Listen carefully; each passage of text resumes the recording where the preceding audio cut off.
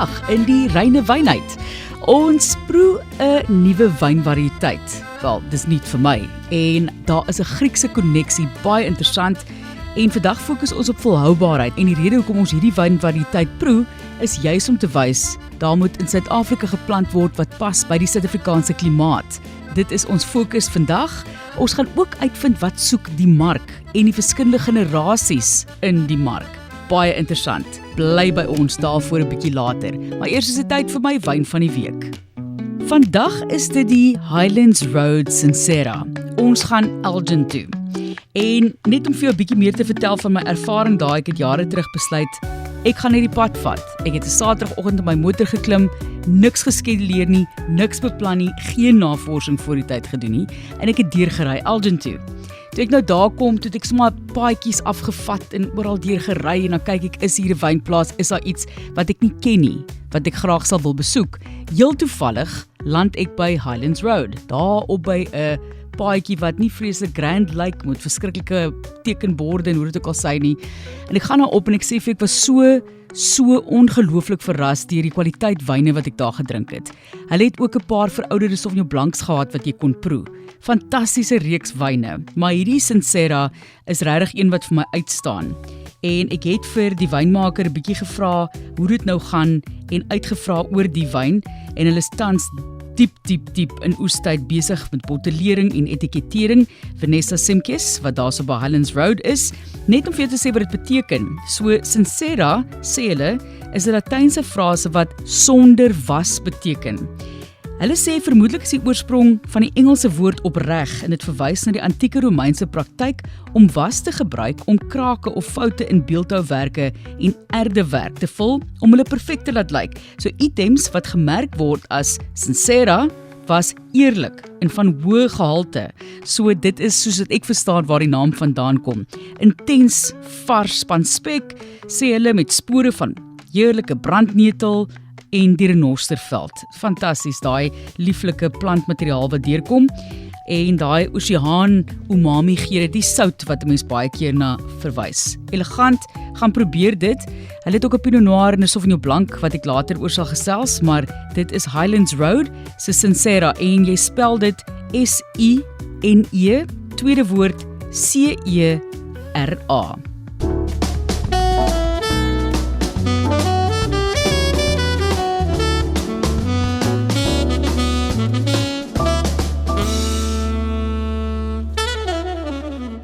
Vandag in die ateljee volhoubaarheid, die tendense van die mark, en ons het twee groot name saam met ons om oor hierdie sake te gesels. Renée Groenewald is 'n Kaapse wynmeester. Sy is ook die produkspesialis wyn, spiritus en bier by Woolworths se W Cellar. Jacques Stein is hier, hy is die algemene bestuurder van Jordan, ook 'n Kaapse wynmeester, baie passievol natuurlik oor wyneksperimente. Beide van hulle gaan fokus op volhoubaarheid vandag en biodinamiese wynbou. Ons gaan kyk na variëteite wat ek nog nooit geproe het nie. Daar is 'n bottel van Frankryk wat in die ateljee is, en selfs items wat nie wyn is nie, wat groot tendense in die mark tans is.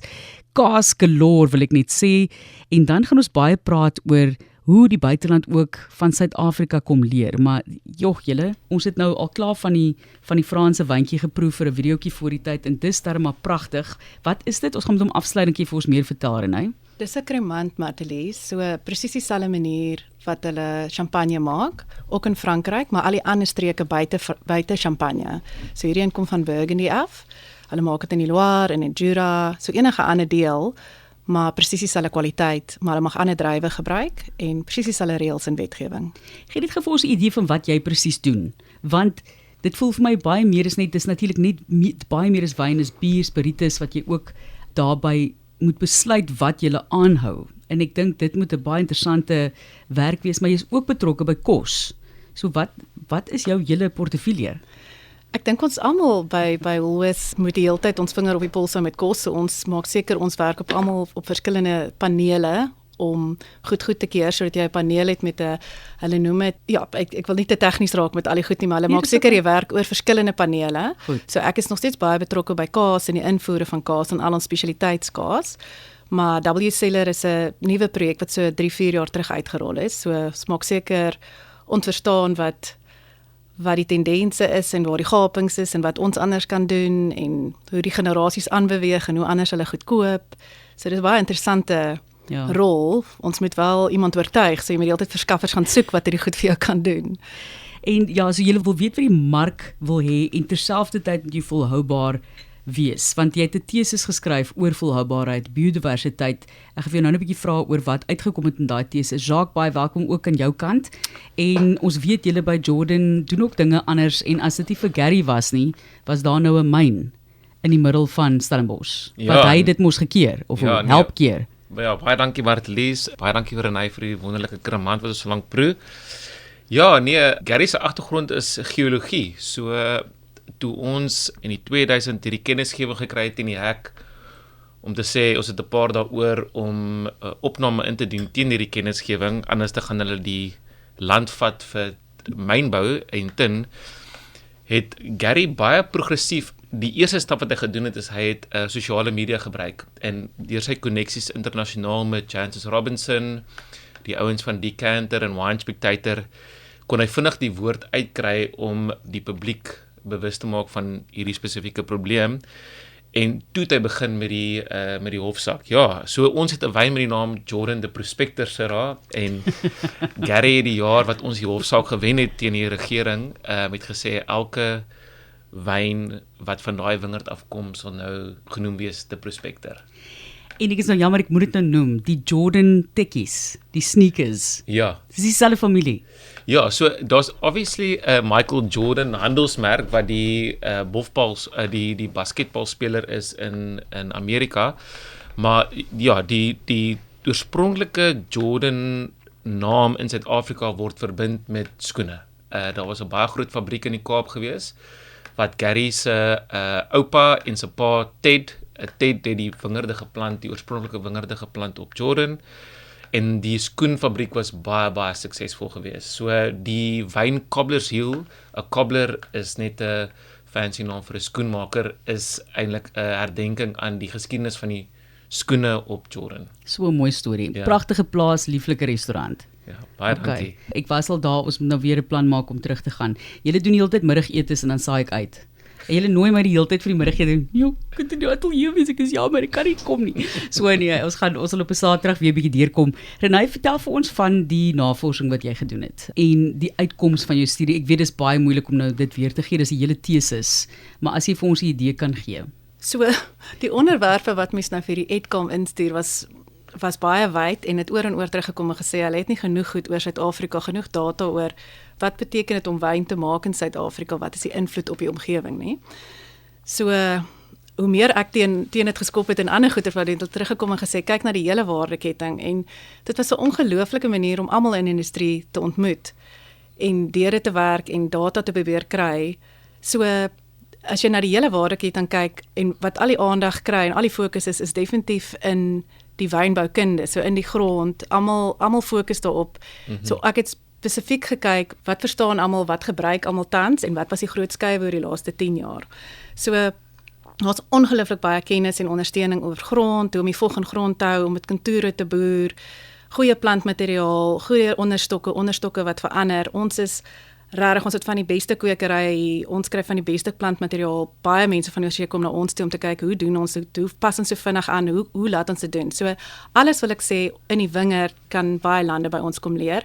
Jy ry nooit meer en sien 'n kliniese wingerd nie, daar's grondbedekkers, dis algemeen en dit het alles in die laaste 10 jaar verander. So niemand wat boer sal dit nie volhoubaar doen nie, want dit spaar jou geld ook nou. Die kompleksiteit kom in as dit duur raak en dit is nie beskikbaar nie en dit kos jou verskriklik baie. So in die kelder is daar baie maniere hoe hulle nou goed meet, goed soos hernubare energie, almal het sonpanele, daai goed is alles nou algemeen. Ons meet nog steeds nie, daar's baie goed wat hulle met water doen. So die kelder voel ek het baie geleenthede, maar is nog baie duur wat daar is wat hulle weet hulle kan doen.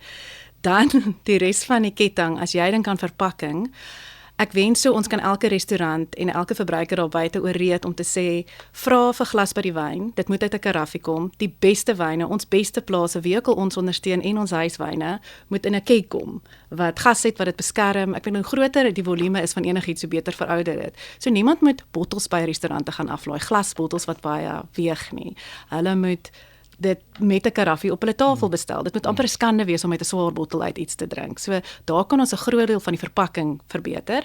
'n Plaaser se spier doen ongelooflike werk om uit te voer en in cubes uit te voer en dit dan daar te verpak en ook seker te wees hulle het die kwaliteit. Hulle het nog steeds al die mag oor hoe die wyn aan daai kant gebottel word. So verpakking en vervoer is die twee grootste goed wat op die oomblik die meeste geleenthede bied. Ons is almal so mal oor 'n pragtige, duur, swaar bottel wat jy jou rooiwyn uitskink, maar mense besef nie altyd nie. Ek dink hierdie mark besef hoe sleg dit vir die omgewing is nie.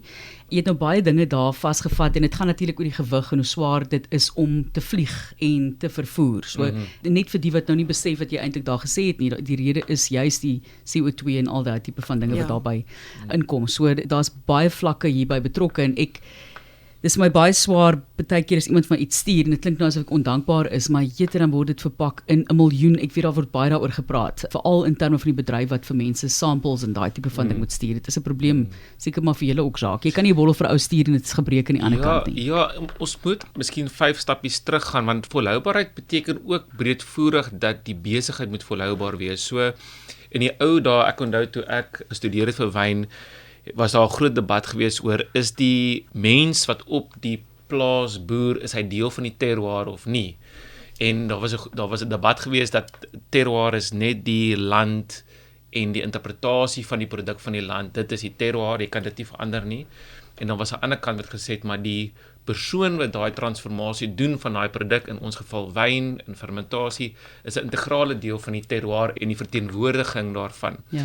So as dit so gesien word dat mens deel is van die terroir, beteken dit die mense wat deel is van die arbeid van daai plaas moet 'n volhoubare lewe kan en 'n volhoubare salaris kan verdien.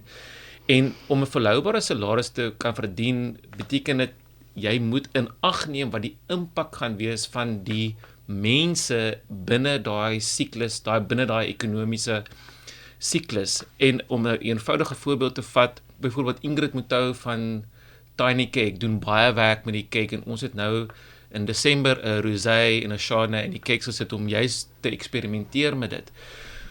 Maar volhoubaarheid beteken ook handelsmerk. Die verbruiker wil 'n emosionele koneksie skep met 'n handelsmerk wat 'n stel waardes verteenwoordig. En sodra jy iets uit die verpakking vat wat die handelsmerk verteenwoordig, verloor mense die eintlike koneksie waaroor hulle besluit het om daai produk te drink. So deel van die tegnologiese ontwikkeling van verpakking is, hoe kan jy die handelsmerk se identiteit deurtrek om seker te maak dat die besigheidskomponent van daai handelsmerk volhoubaar is ook. So dit is baie interessant en ons baie om oor te dink in hierdie siklus. Dit is net soos 'n gemeenskapsprojek. 'n Gemeenskapsprojek kan nie net gee nie. Iewers moet jy ook 'n besigheidsmodel hê wat jou volhoubaar maak sodat jy altyd kan gee. Ek weet dit is nou nie presies dieselfde ding nie, maar mense vergeet van daai wat jy moet finansiëel ook stabiel en volhoubaar bly.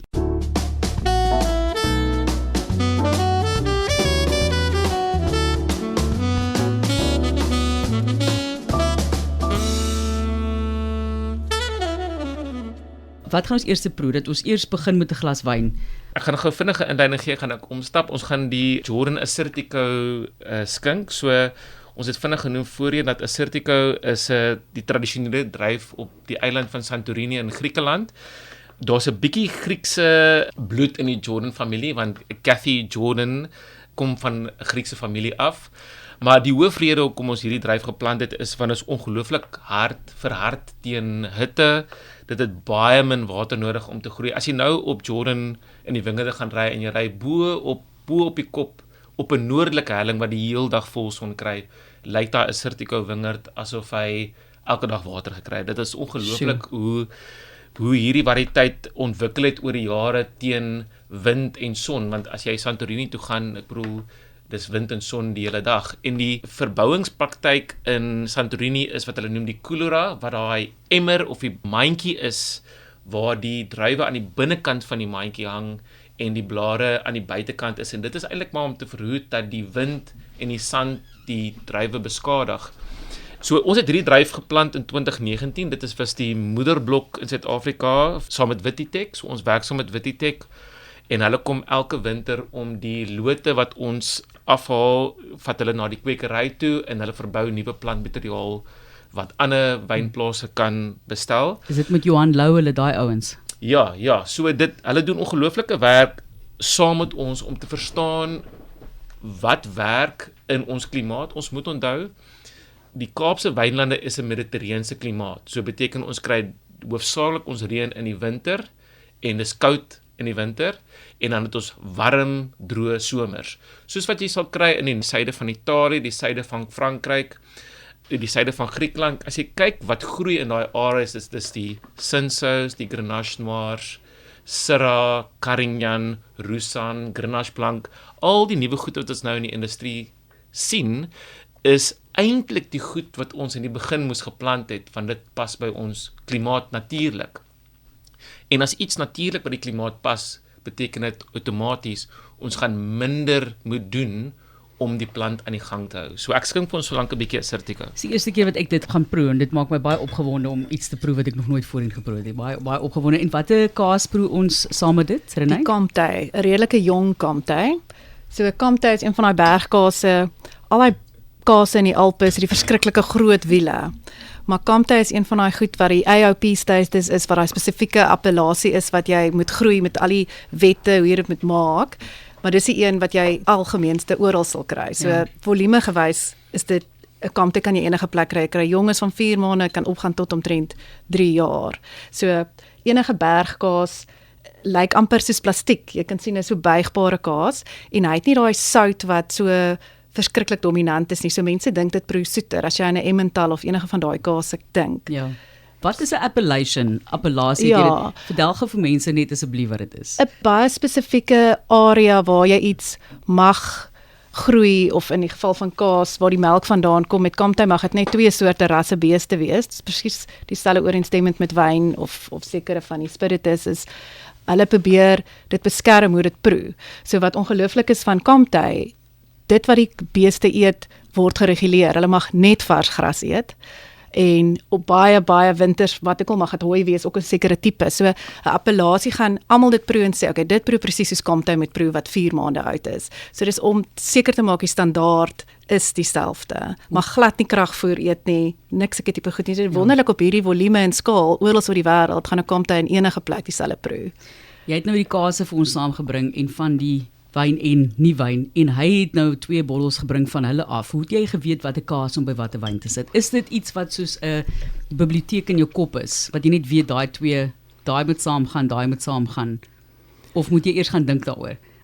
Daar's definitief nie reg of verkeerd nie. Mense moet glad nie bang wees om te eksperimenteer nie. Die lekkerste goedie, baie keer beplan jy iets voor 'n proe en dan proe ons julle paneel en dan lag ons dood aan die 2 verskriklikste goed wat jy nie sou dink nie by mekaar gepas. So dit gaan baie keer oor die sterkte van die kaas en die sterkte van die wyn of die primêre geure van iets en moet glad nie bang wees om te toets nie. Ja. Hierdie is maklik want Assyrtiko is ook meer vrug, natuurlike lae pH. Kaas gaan ook alles oor die pH. So ek dink is maar trial and error. Vir die wat wil gaan Google net, want ek gaan gou vinnig vir jou spel, dat jy dit self kan gaan opsoek, Assyrtiko, want daar's 2 maniere om dit te spel blykbaar, maar een is Assyrtiko. Die ander is maar net sonder 'n tweede S. Assyrtiko. Jammer dat ek dit nou so doen, maar dit, as jy wil gaan opkyk, vertel vir ons van die wyn asseblief en die geurprofiel en die mondgevoel as jy vir mense 'n idee kan gee. Wat nie saam met ons kan proe nie. So dit is miskien waardevol om net die 2 hoofstyle wat mens kry in Santorini te verduidelik. So ons noem die een the island style. So dit is die varser, meer primêre vrug, meer 'n fokus op mineraalagtigheid en suur wat die wyn vorentoe dryf, en dan kry mens wat ons noem die mainland style wat 'n bietjie ryker, miskien bietjie vatgisting gehad het. Ons moet verstaan dat Assyrtiko het 'n baie dik skil en dit kan neig om vet en olierig voor te kom as jy dit in die verkeerde fermentasie houer sit en as jy dit in vate verouder. So die styl wat ons wil vergaan is wat ons noem die island style. So ons hou van die mineraalagtige salinity of souterigheid, die komponent wat daar deurkom. En ek het dit nou die dag vir iemand verduidelik want ek kon nie regtig die woorde kry nie, maar dit is vir my amper soos dit proef vir my soos dry lemon, Schweppes dry lemon sonder die suiker. Verstaan, dit is daai daai bitter suurlemoen met dink aan timie en origanum en vars kruie. Dit het so pithy, ons noem dit pithiness in Engels. Dit is nie bitter nie, maar dit is verfrissend. Ja. En dit is die druiftannien van die Assyrtiko wat daai karakter skep. Maar ons kry 'n natuurlike analise hier van 13,5% alkohol, dan kom die pH in op 2.9 en die suur op sê nou maar 8. Dit is 'n ongelooflike tegniese analise, nie omdat ons wil tegnies wees nie, maar van 'n druifverbouing perspektief in 'n mediterrane klimaat sonder enige water en enige insette om so natuurlike tegniese analise te kry is ongelooflik. Verduidelik dit gou vinnig vir mense wat nou nie weet nie. Ek weet dis mooi. Ons wil lekker gesels en nie te tegnies raak nie, maar ek wil ook hê mense moet 'n bietjie leer van die tegniese kant van wyn. Daai suurbalans wat jy nou daarvan praat en die suiker en die alkoholinhoud. Gee dit vir ons 'n idee, wat is die balans gewoonlik? Waarvoor soek julle? Natuurlik soek jy vir verskillende balanse met verskillende wyne. Ja, so om breedvoerig te sê, hoe laer die pH, hoe hoër die suur gewoonlik. Hoe laer die pH, hoe gesonder is die sap, hoe minder natuurlike oksidasie gaan daar plaasvind, hoe minder bakterieële infeksies kan plaasvind, wat dit soos is, die wyn is net, en die sap is net baie gesond.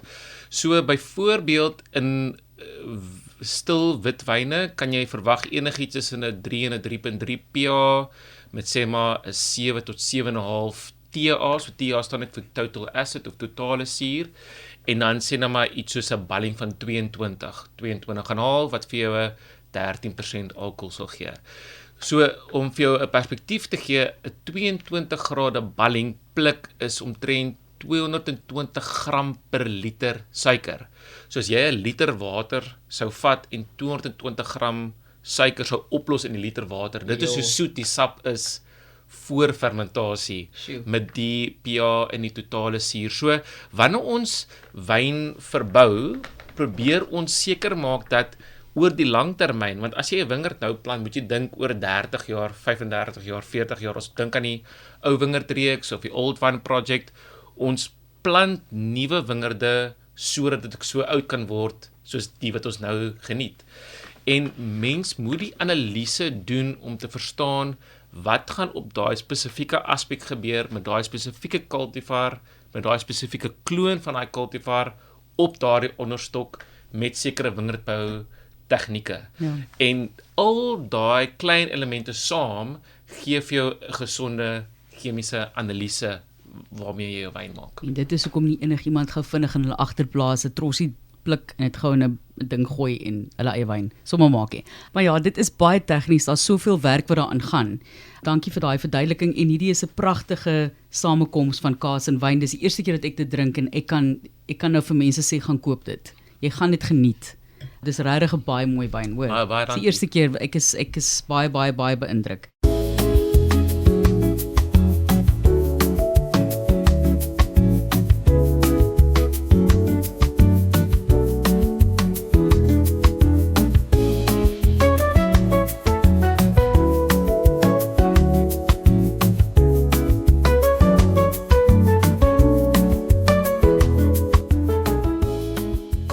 Ek wil nou weet, sy sê terloops voordat ons begin opneem, ek sê, hoe hou jy die gewig af as jy al hierdie kaas en al hierdie goed in proe? Sy sê nee, ek spoeg uit en Jacques kyk al so, die kos ook.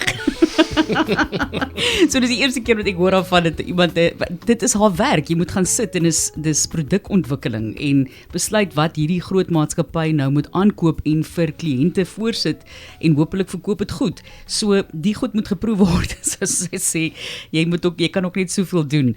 So dankie dat jy dit met ons deel, hierdie fantastiese reeks van kase wat jy saamgebring het. Ek wil weet, hoe besluit julle? Ek weet nie of jy mag insig gee in hoe die besluite geneem word nie, want dit is my, sit julle met 'n klomp statistiek van die wêreld en van Suid-Afrika wat inkom oor wat koop almal, dis die hoeveelheid Sauvignon Blanc, dit is wat op die oomblik die meeste verkoop word en dan maak julle besluite daarop, want dis 'n enorme verantwoordelikheid om na 'n maatskappy toe te gaan wat so groot is en te sê, julle moet dit aankoop, julle moet dit voorsit, ek het gehoor van 'n wyn wat julle daar soek van van die Hemel en Aarde Vallei. Hulle het nog nie die kapasiteit om vir julle die wyn te gee nie, maar fantastiese Chardonnay. Ek dink jy weet al klaar van wie ek praat. Ek gaan nou niks sê nie. Ek het so 'n bietjie inside info gehoor. Ek moes eintlik niks gesê het nie. Maar julle hoor van hierdie wyn, jy proe daai wyn en dan sê julle maar ons soek van daai. Hoe maak julle daai besluite? As jy mag deel, Nee, geen druk ons het nie. 'n strategie wat ons weet hoe is kosstrategie, wynstrategie. So is baie maklik om te weet wat pas by ons kliënte, wat verkoop gewoonlik goed en dan ook wat's nie. Moet 'n rede wees om na ons te kom en nêrens anders heen te wil gaan nie. Ja. En ons is hyperbewus van die koopgedrag van generasies. So dis 'n groot deel van my werk en die lekkerste deel van my werk is om regtig te verstaan hoe verander die generasies en hoe anders te dink hulle en maak seker wat jy vir hulle bied is relevant en verstaan hulle en ook baie keer op die regte tyd want weet ons travel en sien goed en raak geïnspireerd maar partykeer is jy te vroeg of dis nie regtig iets wat hulle het of wil hê of verstaan of nou 'n behoefte is nie. Maar ook as jy dit altyd na mense toe vat, ons het baie keer panele en jy sê wil jy dit of dit hê, dan sal hulle altyd sê nee. Want sy gaan nie sê hulle soek iets voordat jy dit vir hulle gee nie. So dis 'n balans om vir hulle altyd iets te bied wat hulle opgewonde maak en nuut is en as jy aan 'n tafel sit moet jy dink ek het nog nooit van hierdie tipe vrug of hierdie dryf of hierdie kaas gehoor nie, maar dit werk, dit maak my gelukkig op 'n Woensdag aand. Ja. So jy kan nie net al ons drome doen nie, jy moet definitief goed maak wat geld maak soos Jacques sê, fish for hulle is. Daar is nie 'n spesifieke som of 'n teorie om dit te doen nie. Jy moet die regte verskaffers hê wat vir jou kan gee die kwaliteit en dan die skaal is 'n probleem. Is 'n lekker uitdaging. Is 'n ingeligte besluit wat jy moet neem, 'n Definitief. call wat jy moet maak. Ek moet sê, ek is nou baie jammer dat ek dit noem, maar julle het dit natuurlik ook gesien die TikTok video's wat iemand gaan sê, kyk nou hierdie massiewe groot kaas en hoeveel dit nou kos. Dan dink ek, besef julle of 'n ham byvoorbeeld wat nou klomp geld, besef julle dat vir 100 gram kos dit amper R200. So daai ding is dalk duur, maar die pakkie wat jy gaan koop, dit is eintlik dan goedkoper om julle ding te koop, maar ek moenie so iets in my huis hê nie, ek sal dit alles opeet of jy weet, ek dink nie mense besef eintlik die kwaliteit wat nou daar neergesit word, en hoeveel dit eintlik kos nie. So ek meen ek wou net genoem dat dit is baie snaaks. Elke produk speel 'n spesifieke rol. Ja. So mense gaan weer Kersfees kom en kyk wat is die ander tipe goed wat ons het en die goeie ding as jy die mark verstaan en ek is mal oor die analise waar hulle praat van ons is 60 miljoen mense in Suid-Afrika waarvan 15 miljoen baie keer met wyn sal gaan, maar eintlik die mense wat wyn koop is al 5 miljoen. Van dit is daar net 1.6 miljoen mense wat meer as R40,000 'n maand verdien. Dis die mense wat geld het om iets te koop wat nie lewensbelangrik is nie. Ja. En van Wyn is hulle vir groei my hulle toe. lewensbelangrik. Ja, maar dan groei daai hele bracket van mense teen 20%, maar die goeie nuus en dit is hoekom ons hierdie groot hamme en goed inbring is die miljonêers groei teen 18%. Dit het nog nooit met ons in Suid-Afrika gebeur nie. So mense R40,000 se inkomste groei verskriklik en die miljonêers groei. So ons wil vir hulle ook iets bied. Die arme miljonêers, dit is tog net vir hulle nie spot baie met jou Renay. Ons gaan die volgende wyn proe want ek wil graag hê ons moet gemaklik hier almal van hulle kom en ons het nog so 0.5 oor wat ons opneem. Ek wil ook vir mense vra want ek voel daar kom baie deur dit na vore wanneer ek vir mense vra oor hulle gunsteling ervarings in die wêreld, die stories, die koppietjies wat sy byvoorbeeld saamgebring het om van die ander produkte te proe. Maar voordat ons daarby kom, jy sê mense moet eksperimenteer. Wat is die perfekte kaasbord of kaas en charcuteriebord? Sal jy sê as jy nou vir mense voorsit, ek kan my voorstel die druk wat jy het. Dankie Jacques vir my glasie van die Painted Wolf. Ons het al so baie van daai wyne gedrink, die hele reeks. As jy vir mense net raad moet gee, 'n goeie standaard kaasbord en dalk 'n charcuterie, mortadella, baie bly terloops, dit is beskikbaar. Ja, dit is 'n gunsteling, is die Rykman se bologna. Ja. Noem ons dit deesdae. Ja, definitief. Maar ja. Ek dink jy hoef nie te veel te gee nie. So dit hang af ook wanneer dit is. Ons is van die min lande wat kaas voor die tyd eet. Gewoonlik eet mense dit na die tyd. Ek's baie opgewonde dat baie restaurante dit nou begin met 'n kaastrollie en daai tipe kultuur begin skep. Ja. Maar meeste Suid-Afrikaners eet dit voor die tyd as 'n appetizer. So ek dink jy kan maksimum 3 goed doen. Tekstuur speel 'n rol. So dit help nie alles is kliphard en verskriklik ryk en swaar nie. Ek wil nog steeds sê iemand moet ons laat weet wat werk met crudité. So as jy dink aan komkommer en so baie mense sit dit op 'n bord. Komkommer, wortels met hummus, dis lekker Suid-Afrikaans dit werk. Is 'n baie goeie begin. Maar ek sukkel met 'n komkommer. Ek weet nie wat om met dit te pair nie. Dit dis regtig, dit sukkel om 'n geur van 'n wyn te komplementeer. So iemand moet vir ons laat weet wat werk met komkommer asseblief. Maar die bord regtig tekstuur dink ek, nie te veel nie, verskillende geure nie en maak seker daar's iets ligs en iets sterks. Die blou wat ek sal wys, daar's so baie verskillende spektrum en wyd die profiele gaan, maar moenie te veel keuses gee nie. En my redenasie is net gaan koop liewer een baie goeie kwaliteit kaas as wat jy 'n Camembert en 'n Brie, en ons almal weet waarvan ons nou praat, wat nog nie naasby ryp is. Op die bord sit. Ek sal dit ook eet. Ek sal enigiets eet. Ek sal Tassenberg drink en 'n ou cheddar kaas, wel oud is nou nog beter. Net of 'n splinternuwe cheddar kaas sal ek eet en ek sal dit geniet. Maar ek voel net altyd gaan koop vir jou 1 of 2 goeie kaase wat belee is. As jy daarvan hou, daar's natuurlik mense wat nie daarvan hou nie. As wat jy gaan in 'n kaas koop wat nog nie ryp is nie, of hoe? Ek dink ons nou 'n groot waardering. Ek is ongelooflik bly die Gen Z's as jy met hulle praat, wat wil hulle hê? Dieselfde met wyn, maar met kaas ook. Een ding, kwaliteit, nie kwantiteit nie. Hulle is diep bewus van, hulle wil eties, hulle wil groen, deursigtigheid hê. So daai koopgedrag, ek kan net vir jou sê, dit is die fascinerendste ding. So as jy aan baby boomers dink, dis nou almal tussen 40s en 60s gebore is, hulle is lojaal. Hulle het dieselfde ding gekoop, hulle het dieselfde wyn gekoop, hulle bly by hulle Gouda of soetmelkkaas, wil nie eksperimenteer nie, hou van dit, wil nie eers 'n keuse maak oor dit nie.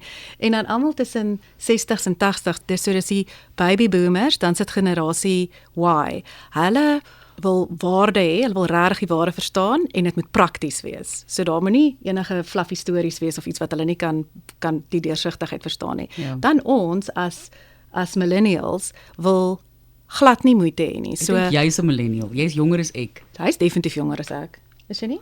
Ek is 78 gebore. Ek weet nie of ek 'n millennial Ek is. is 87. Nee, 81, van 81 af is Okay, millennials. so ek is nou Jy's nie op die millennial. cusp, jy is Nee, baie ek naby. ek is ouer as jy. Maar hulle koopgedrag is, alles gaan oor gemak. So 'n millennial wil die groter prentjie verstaan, wat is die impak, en dan nie in 'n ry staan nie, as jy een keer swak diens lewer, hulle wil dit online laat by hulle aflaai. Hulle is mal oor deel van 'n wynklub wees, wil iets kry wat niemand anders kan kry nie. So millennials gaan jy nog baie waarde uitkry as jy weet presies hoe om met hulle te praat, maar jy moet vir hulle iets bied wat dit gemaklik maak en wat hulle regtig jou glo.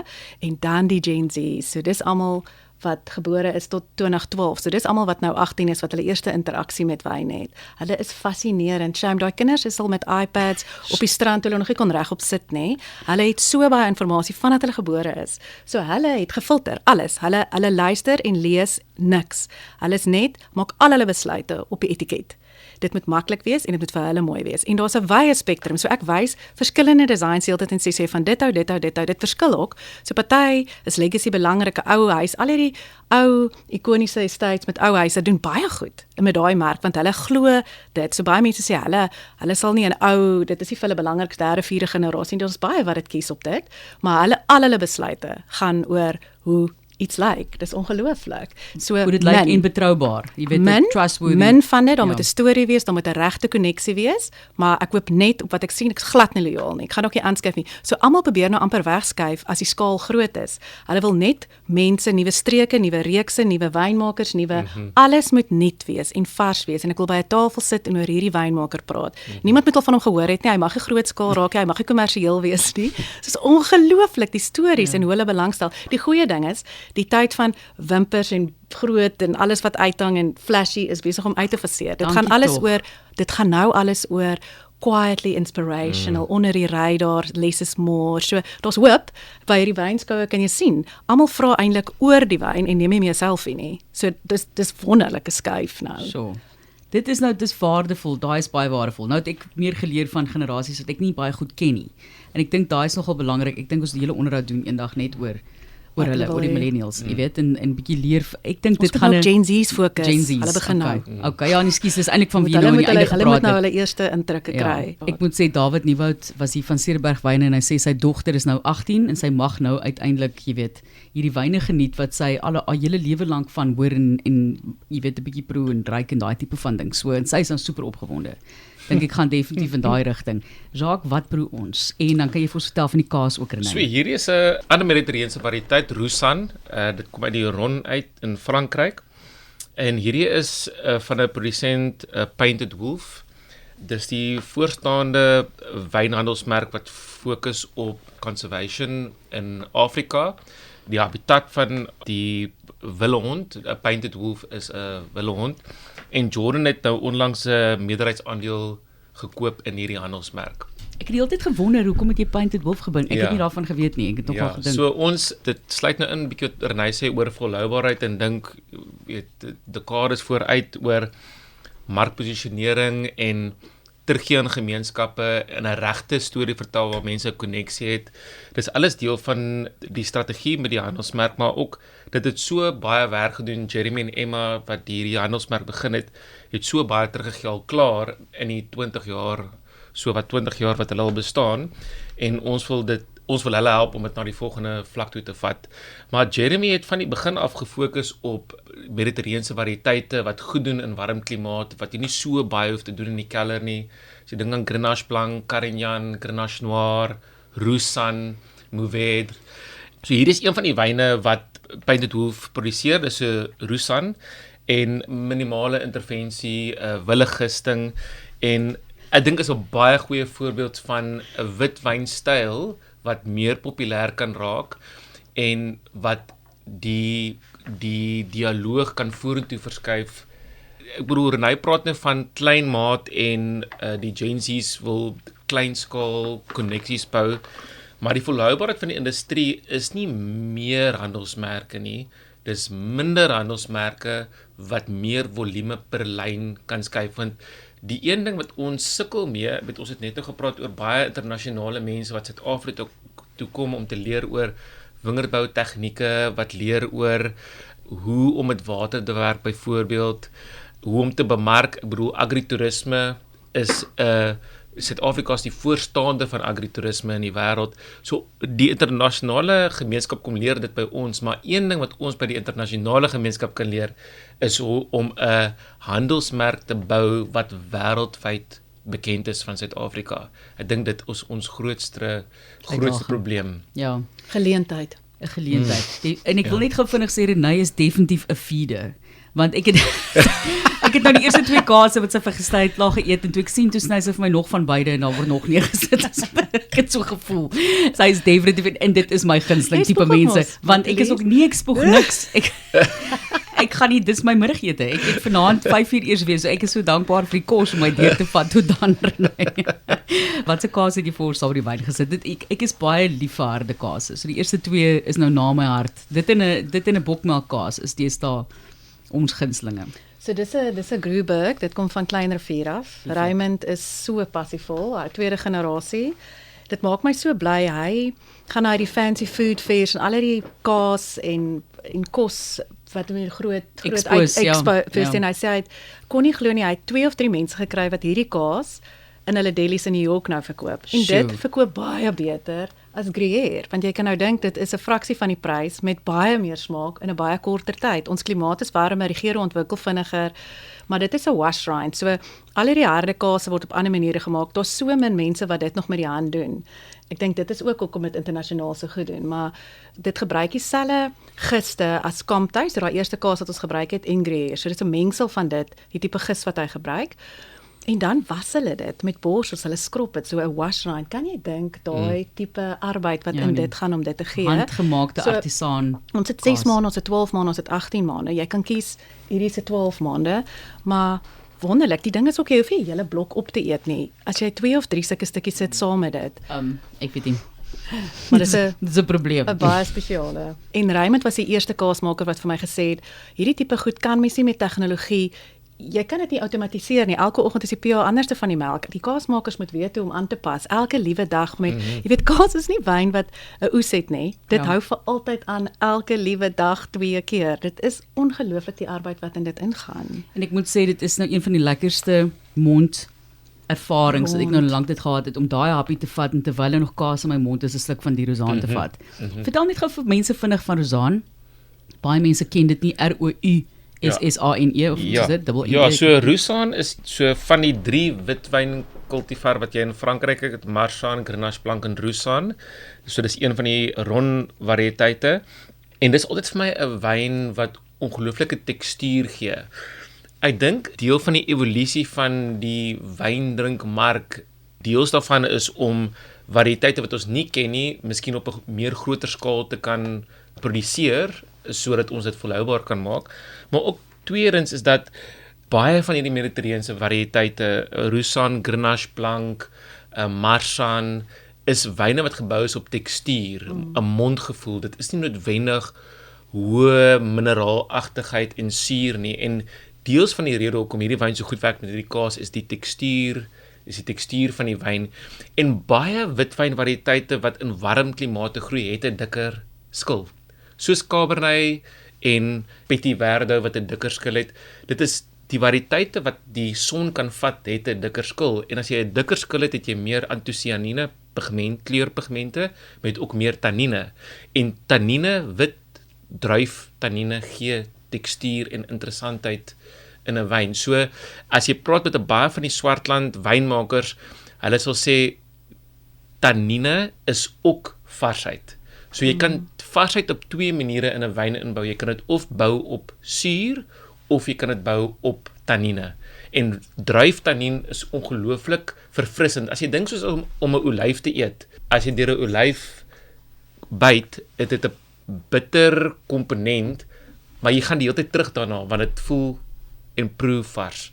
So ek dink hierdie hele spektrum van style wat nou op die mark gaan kom, vra eintlik vir 'n bietjie kos en dit vra eintlik vir 'n kombinasie van goed. Dit vra eintlik om rondom die tafel geniet te word saam met geselskap, stories, interessante kos.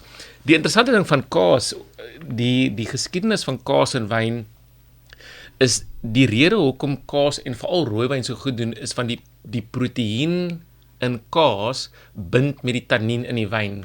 En daai saam in jou mond maak 'n voller en meer sagte ervaring. So in die ou dae het hulle altyd gesê buy on an apple, sell on cheese. So as jy wyn aankoop, dan moet jy eers 'n appel eet want appel is een van die slegste goed om saam met wyn te geniet. So as jy wyn nog lekker proe nadat jy 'n appel gebyt het, moet jy weet dis 'n goeie wyn. Maar as jy wyn verkoop, dan moet jy altyd kaas saam met gee want die proteïene as daar harde tannien aan die wyn is, kan bind met die harde tannien, dan proe die wyn sagter. Daar het ek nog iets niets geleer. Dis hoekom ek smaal is hieroor. Dankie daarvoor, Jacques. Dis 'n baie interessante. Ek sê altyd as 'n wyn nou nie oomblik nie so lekker net so smaak vir my nie. Kry net iets om te eet daarbey. Ek gaan hom ek weet nie, dit klink nou verskriklik, maar dit is maar hoe dit vir my is. So ons gaan nou 'n bietjie beweeg weg van wyn. En dit is 'n baie swaar saak vir my in hierdie gesprek, maar ons laat dit nou toe, next pot, want ons wil marktendense vir ons leer ken. So Renée, jy het vir ons 2 items gebring wat nou nie wyn is nie. So as jy dink aan die marksegment, is 70% van Suid-Afrikaners drink bier en 50% van die hele waarde sit in bier. En dan die segment wat die meeste groei, so wyn is 10%. Die segment wat die kleinste is, maar die meeste waarde het, is gedistilleerde spiritus. En wat die meeste in die segment groei, is agave spirits. So tequila en mezcal mag net dit genoem word in Mexico. Maar in Suid-Afrika maak ons nou al hierdie baie interessante agave spirits. So die eerste een wat ek het is, of die tweede een is die Leonista, dis 'n Suid-Afrikaanse een, uit die Karoo uit. Mooiste bottel. Rupert Grafreinet doen ook verskriklik baie vir op omgewing en omgewingsbewustheid en wat ek al teruggaan na dit toe. En dan die eerste een is 'n internasionale tequila. Maar vir my die fascinerendste ding in die proses van dit is, druiwe elke jaar pluk dit en het 'n oes. Hulle kom almal uit daai garingtolle. Jy weet daai grys plante wat mens sien. So daai garingtolle vat 14 jaar. En dan pluk hulle dit en oes dit en die binnekant van daai garingtolle as hulle dit afval, noem hulle dit pina. En dit moet hulle nou kook en distilleer. So dis 'n vreeslike proses en dan moet hulle dit weer plant. So hulle kan eers dit elke 14 jaar doen. Mezcal sal ek sê is die OG. Dis waar dit alles begin het, maar dit vat te lank. Hulle kan dit nie beheer nie. Die kwaliteit, daar's net te veel goed wat wissel. Ja. So hulle het begin met tequila en gesê dit gaan Mexico se flagship raak, dis hoe ons die goeders gaan doen. So hulle kontroleer die gis en sê dis 'n kommersiële gis, dit is hoe dit gaan gebeur. Jy moet dit kalmstil en jy mag dit nie in 'n put sit en daai rokerige geure kry nie. Dit sê nie tequila is nie lekker en interessant nie, maar dit het vir hulle definitief 'n kwaliteit gewaarborg en konsekwentheid oor tequila. Tequila is nog steeds die grootste mark daar buite internasionaal, maar in Suid-Afrika en by ons groei mezcal teen 'n ongelooflike spoed. So Suid-Afrikaners hou van daai rokerige smaak verskriklik baie. Dis baie ronder. So as ons tyd het, kan ons 'n hele toets doen met ons 8 soorte wat so verskillend proe, maar Leonista, as jy onthou, green pepper, as jy van green pepper hou, hulle het 'n blou bottel. Dit is ongelooflik. Dit proe soos rou groenpeper sap en mezcal, rokerig en baie ronder. So dit werk verskriklik goed met kos. So almal moet bietjie waaghalsig wees en 'n bottel mezcal of tequila, maar in Suid-Afrika noem almal dit agave spirits koop en gebruik vir 'n proe. Hulle sê blykbaar is tequila die gesondste alkohol wat jy mag drink of wat jy kan drink. Dit is nou 'n tendens weer eens. Ek gaan 'n hele onderhoud daarin presies. Dis al wie een van 'n propaganda seker iewers. Nee, dis nie. Maar nee, dit is maar wat gesê is, maar ons gaan dit nog navors. Moenie bekommerd wees nie. En ek wil net sê, jy weet, ek wil amper sê ons het groot geraak met 'n sekere tequila en dit klink nie reg nie. Daar is toe ons jonger was 'n sekere kwaliteit tequila aangebied. Wat vandag die tequila sou noem geword. Nee, presies. En ek het toe vir die heel eerste keer in my lewe, want ek wil niks daarmee te doen gehad dit later aan toe. En toe kom ek hierbo, is 'n restaurant hierbo in Seepunt wat ordentlike kwaliteit Meksikaanse tequila verkoop. En ek het een daarvan gehad, jy sip hom soos wat jy 'n whisky of hoe dit kos uit. En die geure was net fenomenaal. En dan dink ek myself, ek kan nie glo ons tot self blootgestel aan daai ander goed. Ek gaan nie ander woorde gebruik nie. So hierdie Espolòn is die beste waarde, definitief.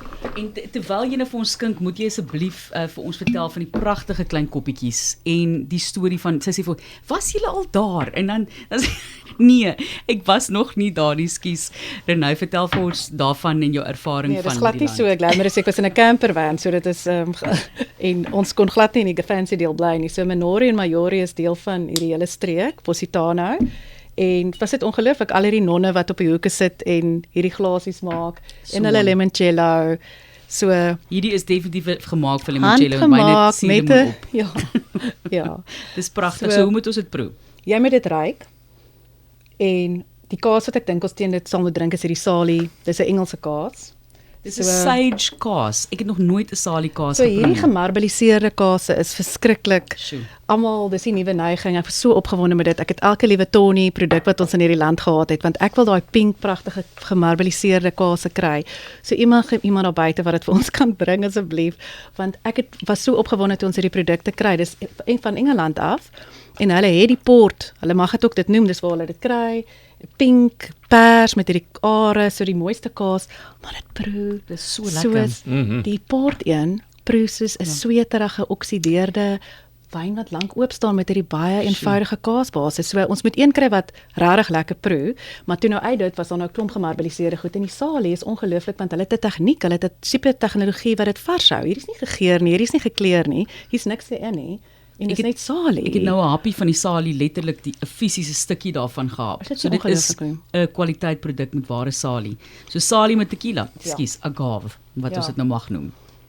Agave, jy kry agave suiker ook, 'n tipe van suikervervanging wat in Meksikaanse kos gebruik word, agave, is dit nie? Ja, so alles kom uit hierdie pineapple deel van hierdie plant wat hulle kook en dan die stysel uit dit uitkook. So dis baie lekker. Hier is rond, dit kan geure komplementeer. Dis soet, dis amper nie soet nie, maar amper soet. Dis rond. Ja. Hierdie tipe is net 'n geur carrier. Wat ook al jy eet, laat dit net langer en ronder in jou mond hou. So jy is nie veronderstel om shots te doen met dit nie. Dis net veronderstel om regtig die geur van iets anders uit te bring. Of dit ordentlik ryp is. Ja.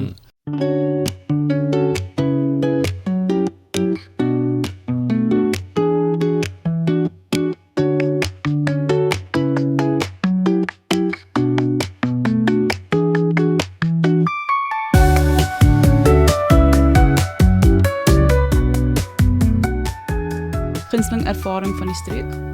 Van Mexico. Ek moet sê ek was in Mexico presies 3 dae, so dit was verskriklik. Ek het nie besef hoe ver dit is en hoe onrealisties dit gaan wees om net vir 3 dae in Mexico te wees nie. Maar ek was gefassineerd met hulle kultuur. Al daai guacamole, so mole beteken om te maal. So hulle is verskriklik spiritual oor hoe hulle kos maak. Al hulle implemente en kombuisgoed is regtig kort en klein. Hoe hulle alles vat verskriklik baie tyd. Die hele proses is stadig. Hulle hele filosofie gaan oor niks kan vinnig wees nie. Alles moet op die natuur se ritme wees. Partykeer vat dit 4 dae, partykeer fermenteer dit 8 dae. Dit is ongelooflik om so te dink en dis hoekom ek kan dink die land het besluit, luister, met mezcal gaan ons nêrens sien. Dit vat vir altyd en jy maak klein hoeveelhede. Ons moet nou iets maak wat kommersieel gaan sin maak. So hulle hele ingesteldheid is net stadig en ook al die ritme van die natuur is. Wonderlike land. Ek moet sê ek tel selfs 'n klein bietjie amandel Ja. op die smaak. Suiwer. Jy weet, ek het hom tel hom definitief So daarop. so die ander ding wat ek gesê, daar's 4 variëteite van hierdie garingtolle, van hierdie agaveplante en se tequila mag dit net met daai bloue smaak. Jy weet daai blou is wat mense langs die pad sien. Dit groei vinniger. So hulle kan ook nou vinniger in 6 jaar kom die plante tot sy reg wat jy kan sien wat sin maak, maar ek het nooit besef nie al die lande wat Brittanje gekoloniseer het hulle hierdie garingtolle geplant by hulle hawes en oral toevallig nou waar ons melkerye in die land is, Lady Smith oral staan daar duisende in kampe geplant, My jene. want dit was hulle heininge. Daar's 'n Inzalo, 'n nuwe soort agavespirit wat nou Lady Smith is. So oral waar melkerye is, staan hierdie garingtolle, want dit was die kampe. Dit is fascinerend. Al die Britse man. kolonies kan jy uitken met hierdie plante wat staan. Ek dink ons gaan maar nou 'n hele reeks. My vervaardiger kom nou. Dan gaan ek maar vir hom net notas gee. Kry vir 'n naam oor al die goed te kom praat en daai proe te doen wat jy weet 'n vertikale proe kan ek dit Ja, nie vertikaal nie, maar verskillende geure. Vertikaal is jare, smake uit, jammer julle. Jy het toch gesê vol rond goed ontwikkel, nee. Dit is vir jou Ja, is ek bedoel baie jy kry so 'n kwaliteitsspiritus is altyd waar die hoë alkohol spirit jou glad nie brand nie. So as jy kyk na die evolusie van brandewyn byvoorbeeld, die brandewyne wat versny word en dan die potstills is die hoër kwaliteit spiritus is waar dit absoluut ontwikkel het tot 'n sagte ervaring. Waar as jy dink aan die wat ons nou noem tequila, die wat ons almal op die mark ken, as jy daai goeie drink, ek bedoel dit voel of jou asem weggeslaan word, want die spirit is so onderontwikkeld. En kwaliteitsspiritus moet ontwikkel met tyd in 'n houer om die al die komponente wat ingebou is in die spiritus ordentlik vry te stel. Fenole, Ja, die ontwikkeling. fenole en goed. So dit is die een ervaring van hierdie is dat dit proe amper romerig Ja. as nou nie op 'n beter manier te Smooth, beskryf nie. very smooth. Ja. Jammer dat ek dit so sê. En die volgende een is nou die Graaf Reinet produk. Ja, hierdie is nou 'n plaaslike een en hy is meer geskoei op die mescal metode, so hulle het hom gerook ook. So in Suid-Afrika kan ons natuurlik enigiets doen. Daar's nou nie wette wat sê soos wat wil jy dit maak nie, maar iets wat besonder goed by ons verkoop is die woord reposado. So jy kan dit hierso ook sien.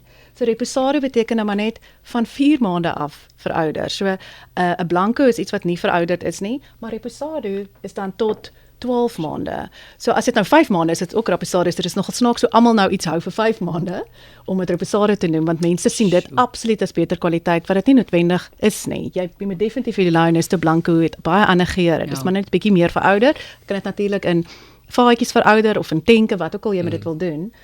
Maar Kan ek wat se dit maar geure as 'n kry jy aperitief- hier? kan ek dit gebruik as 'n nageregwyn? Absoluut. Want ek voel net wanneer drink wat is die beste manier Nee, om so dit te drink? so hier word baie gebruik nou. Jy weet cocktails is 'n groot neiging. Almal gebruik dit. As jy Ja. 'n stukkie van dit insit, maar die Lioness daar, hulle plante wat hulle gebruik, het definitief daai pyrazine, green pepper geure. Dis ongelooflik. Selfs nou in die gerookte een kom dit na vore. Ons bang ons hardloop by tyd uit, so ek weet nie of ons die ander kase Nee, moet ons doen gaan en of alles oor dit te doen. praat nie. Ons doen alles. Maar, Ons het tyd. ek het Dit nou is vir jou wat 'n 'n bok. pot gooi vir jou beat. Jy kan praat so lank Ek het as vir jou 'n bok wat in plantas gerol is.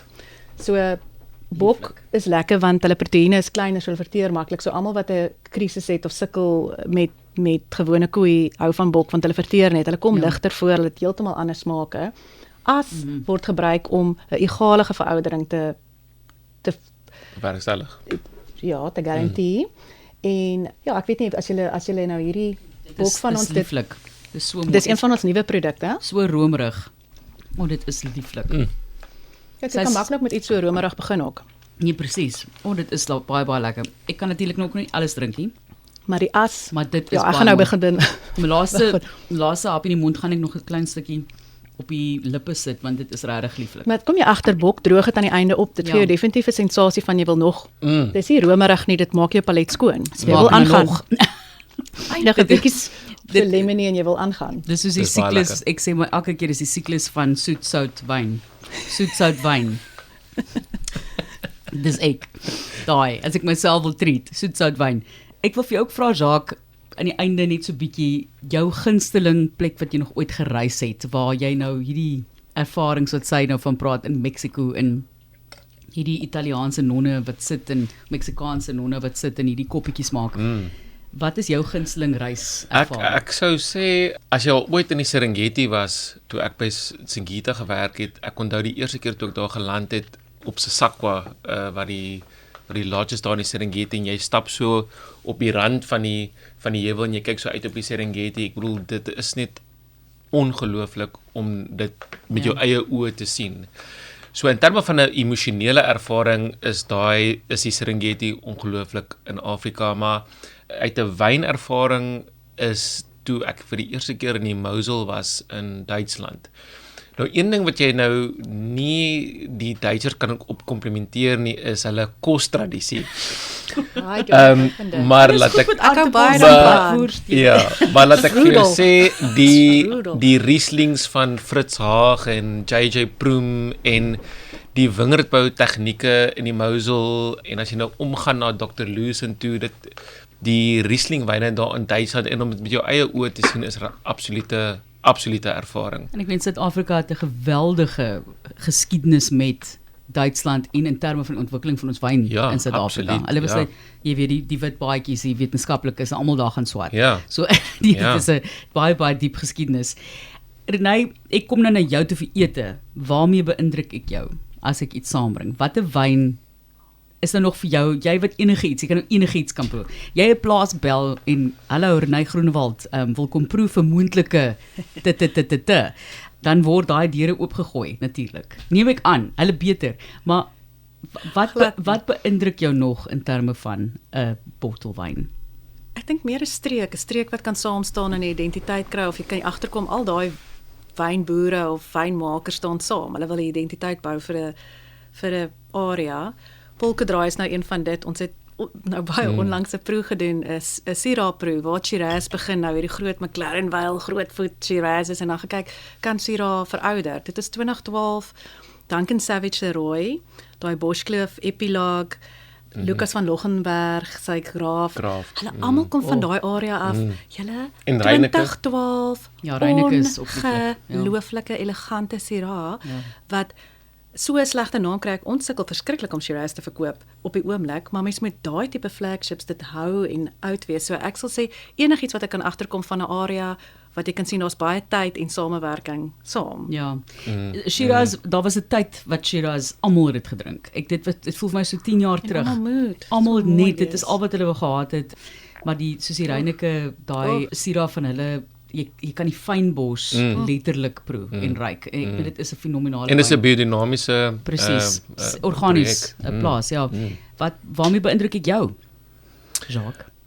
Ek moet sê ek proe nogal wyd en geniet nogal wyd. Ek hou van iets waar iemand besig is om iets innoverend te doen wat ek nie noodwendig vooraf van gedink het nie. So miskien soos 'n streek wat Renée nou gesien het, miskien iemand wat besig is om Ceres Plateau verder te ontwikkel of Sutherland in die Karoo of miskien 'n wyn van Plettenberg Baai, weet iets wat iemand innoverend gedink het oor, maar ook sy geld daarop gesit het om dit 'n suksesvolle projek te maak. Want gewoonlik is daar 'n bietjie tenacity en uithou vermoë en 'n storie gebou natuurlik in daai produk as gevolg van hierdie ouens wat so 'n bietjie weier gegaan het. As jy nou hoog gaan op die Weskus van die werk wat gedoen het waar die wyne wat daar so uitkom. So dit is altyd baie interessant. Dit is nie die noodwendig die tradisionele goed nie, maar daar waar die ouens buite die normaal dink. En dan ek dink interessante kultivarre wat gewoonlik saam met dit gaan en ouens wat glo in 'n spesifieke filosofie, iets soos miskien soos biodinamiese praktyk of wat hulle noem regenerative agriculture. Ek dink daai koneksie ding. Renée het voorheen daaroor gepraat oor wat soek die nuwe generasie. Ek bedoel hulle soek 'n storie, maar hulle soek 'n koneksie met 'n produk, maar die koneksie moet gebaseer wees op iets eg. Jy moet sien hierdie ou het 'n pad gestap in die streek met die produk. Dit is wat die ouens opgewonde maak.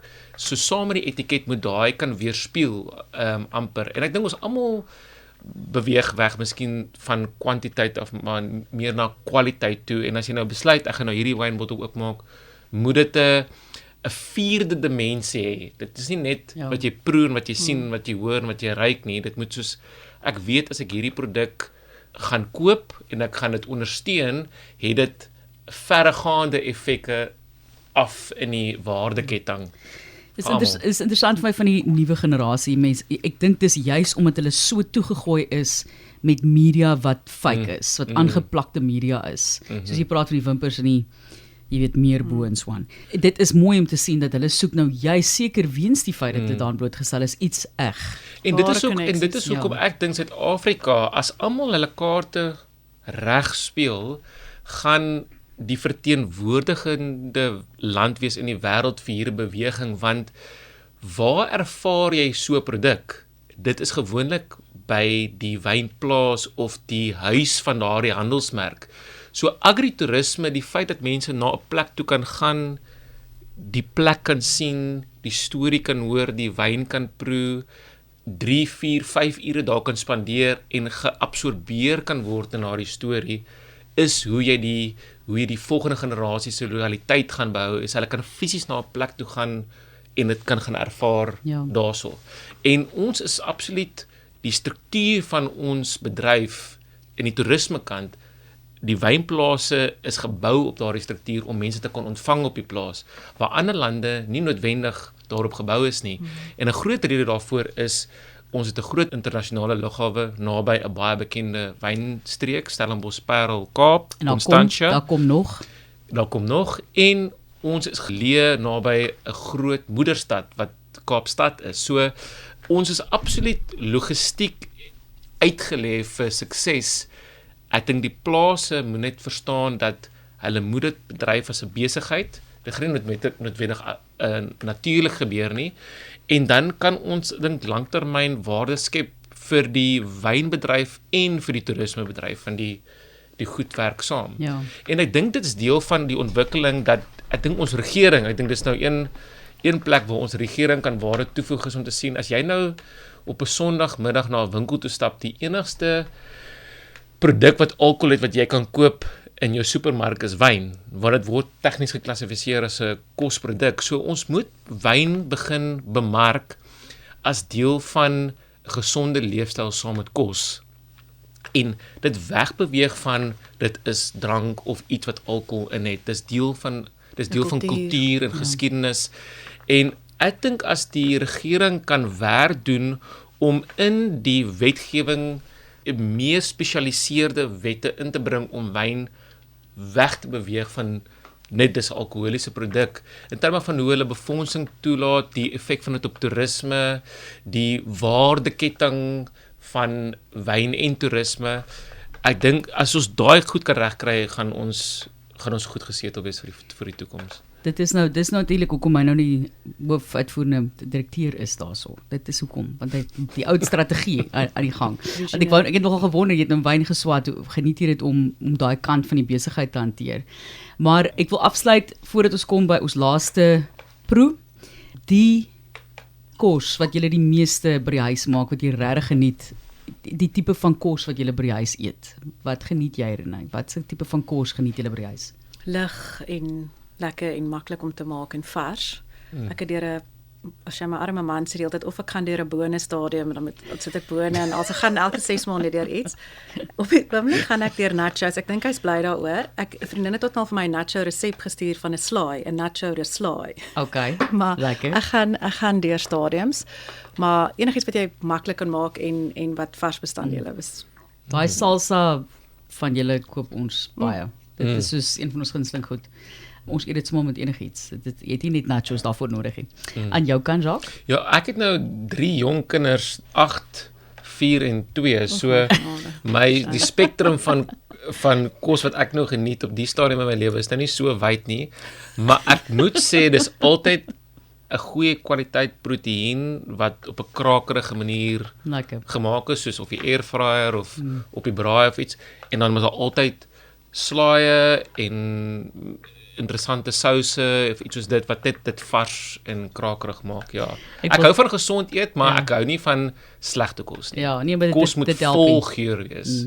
Ek wil net vir jou sê jy's dalk gelukkig totdat jou kind agterkom dat garnale lekker is. Ek ken mense, die kind het op 5 of 6 wou sy nou net as hulle garnale vir hulle maak, dan wil die kind ook nou hê. En natuurlik is 'n klein kind vir proe hier en dan oepsie, nou hou hulle daarvan. Dan sien jy die moeilikheid. Ja, en ek bedoel as 'n ouer dink ek jou werk is om seker te maak jou kinders het 'n passie vir Ja. goeie kos en geur en die ervaring Ontdek. rondom die tafel. Ek bedoel, as jy dit kan regkry, dink ek is daar goeie balans in 'n kind se lewe as hulle vorentoe gaan, want daar is goed wat tog belangrik is en goeie kos en wyn om die tafel. Ek bedoel, is absolute hoeksteen van my dag. En waar dit vandaan kom en hoe dit vervaardig word. Ja.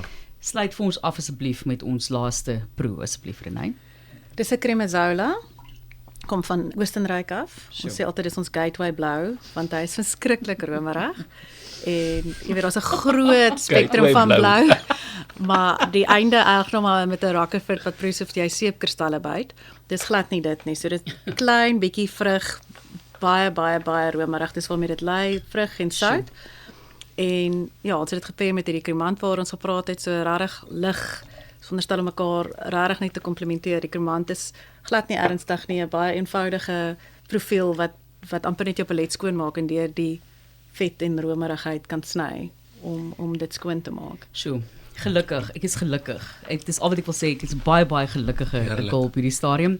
Ek wil vir julle baie dankie sê in die eerste plek vir die feit dat julle die moeite gedoen het om in te kom. Eintlik moet ek sê in die eerste plek die werk wat julle doen in die bedryf. Ek dink dis geweldig belangrik, die rolle wat julle speel. Renée, jy wat in die mark juis Suid-Afrikaanse produkte verteenwoordig en ons blootstel aan 'n palet van internasionale vlak, want ek dink dis belangrik. Jy natuurlik Jacques self weet in terme van die wynbedryf moet jy jou palet blootstel aan buitelandse wyn sodat jy ook weet watter rigting om in te slaan en wat tendense en wat jy kan bied vir jou eie mark.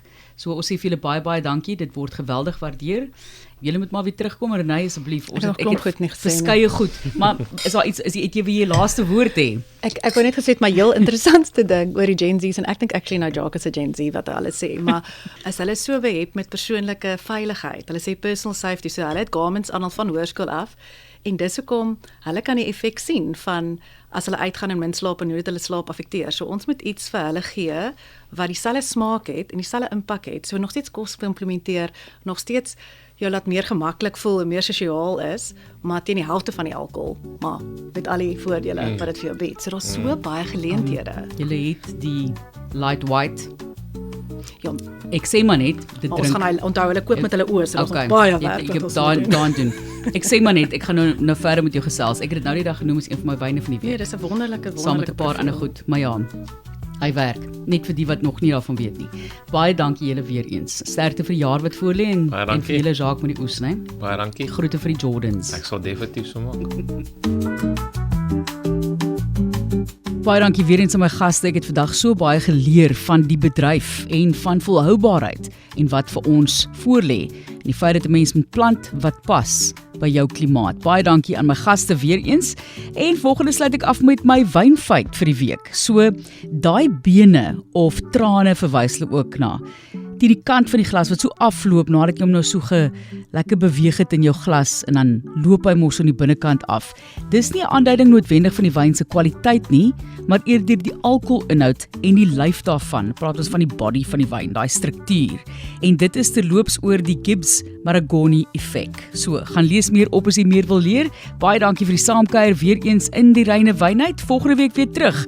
En ek hoop jy kan al die vorige potgooi ook gaan luister. Daai Bekbazare wag vir jou. Stuur my e-pos brink by rsg.co.za vir enige navrae en dalk het jy 'n wyn wat jy glo uitstaan en belig moet word hier op die program. Totsiens.